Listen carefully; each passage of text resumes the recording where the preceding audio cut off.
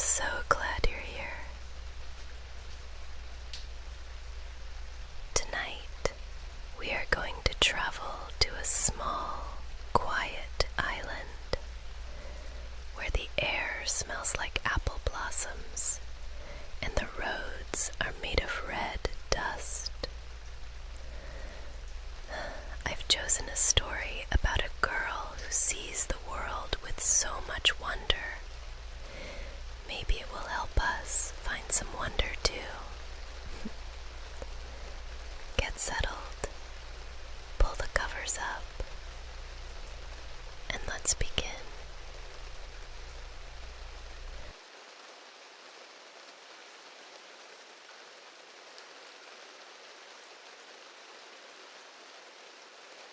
Chapter 2. Matthew Cuthbert is surprised. Matthew Cuthbert enjoyed the drive to Bright River. It was a distance of 8 miles and a treeless stretch of road. He reached Bright River and saw no sign of a train. He thought he was too early. He tied his horse and went into the station. The long platform was almost deserted, the only living creature being a girl who was sitting on a pile of shingles. Matthew, barely looking at her, sidled past. He did not see that she was a girl. She was about 11, wearing a very short, very tight dress of yellowish gray wincey. She had a faded brown sailor hat, and beneath it, 2 thick braids of very red hair. Her face was small, white and thin, with a mouth that was large and expressive, and big eyes that looked like morning stars. Matthew asked the station master if the 5:30 train would soon be along. "The 5:30 has been in and gone half an hour ago," said the man. "But there was a passenger dropped off for you. A little girl. She's sitting out there on the shingles now." "I'm not expecting a girl," said Matthew blankly. "I've come for a boy. Mrs. Spencer was to bring him." Matthew went back to the platform. The child was watching him. As he came near, she stepped forward and held out a thin, brown hand. "I suppose you are Mr. Matthew Cuthbert of Green Gables," she said, in a peculiarly sweet, high-spirited voice.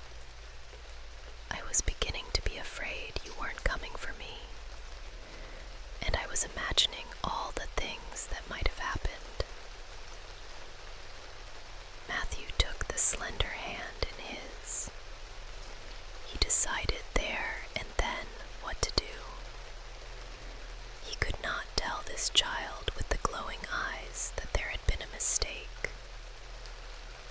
"I'm sorry I was late," he said shyly. "Come along. The horse is over there. Give me your bag." "Oh, I can carry it," she said cheerfully. "It isn't heavy. It contains all my worldly possessions." They drove away from Bright River. The child was not shy. "I'm so glad I'm going to live with you," she said. "It feels as if I've always belonged to you. Isn't it splendid that things should work out so well?" Matthew, who had never talked to a child in his life, felt a strange pleasure in her chatter. "Look at those trees," she cried. "They look like people reaching out to us."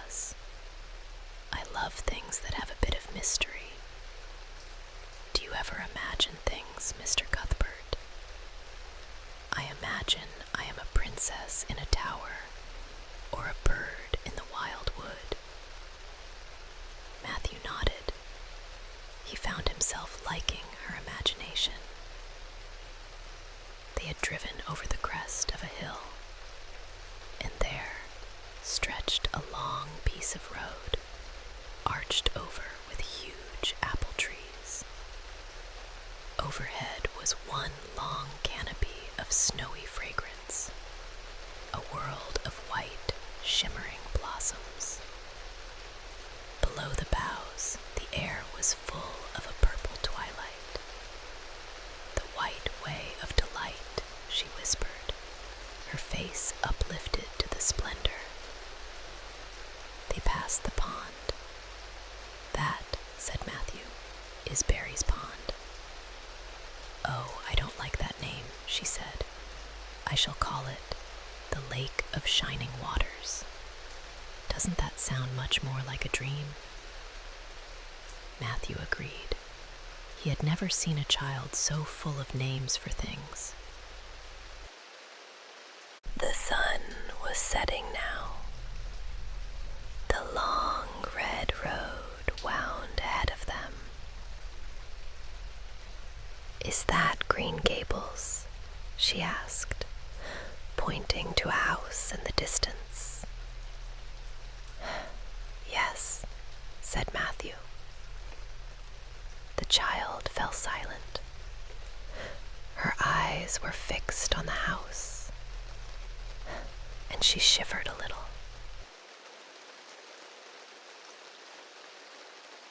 "Are you cold?" Matthew asked. "No," she whispered.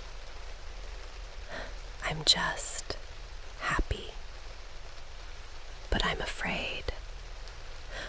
What if this is all a dream and I wake up back in the asylum?" Matthew felt a pang in his heart. "It's no dream," he said.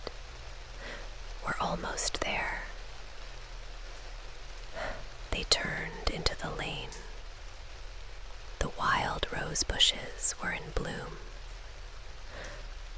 "Everything is so beautiful," she said softly.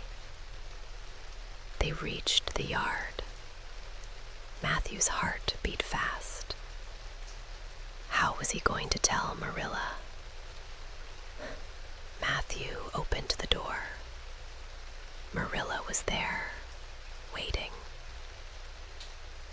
"Matthew," she exclaimed, "where is the boy?" "There wasn't any boy," said Matthew helplessly. "There was only her." "Only her?" Marilla cried. "We sent for a boy. Mrs. Spencer was to bring a boy." The child had been listening. She looked from one to the other. Her face went pale, and she burst into tears. "You don't want me," she wailed. "You don't want me because I'm not a boy. I might have known. Nobody ever really wants me." She buried her face in her arms, her red braids shaking with her sobs. Matthew and Marilla stood silent. The kitchen was full of the shadows of the evening. The journey to Green Gables was over, but the story was just beginning. "Good night,"